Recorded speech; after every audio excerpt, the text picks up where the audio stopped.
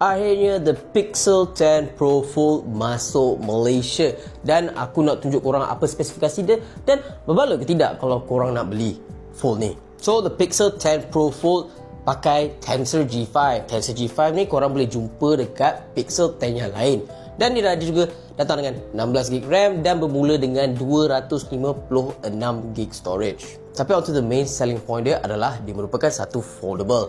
Dan sepanjang aku pakai, aku boleh katakan dia merupakan experience yang lebih kurang seperti fold phone yang lain. Seperti korang nampak, dia nampak serupa je macam phone biasa. Tapi kalau korang perasan, kalau korang tengok kat bucu tu, dia ada sedikit macam hinge kalau compare dengan sebelah sini. Mungkin dia agak distracting kepada korang, tapi kalau korang dah lama pakai, dia akan nampak biasa. Tapi itu satu benda yang aku kena point out. Untuk skrin dalam dia seperti biasa, dia merupakan pengalaman lebih kurang je macam foldable lain.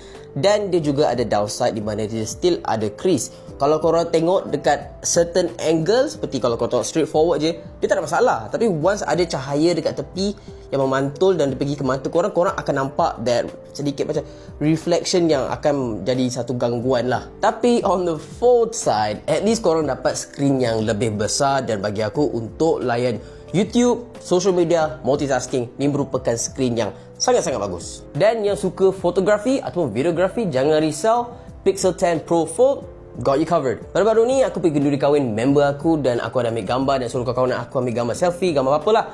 Dan korang boleh nampak outcome dia sekarang memang sangat lawa. Dia jual pada harga RM7,999. Adakah dia berbaloi?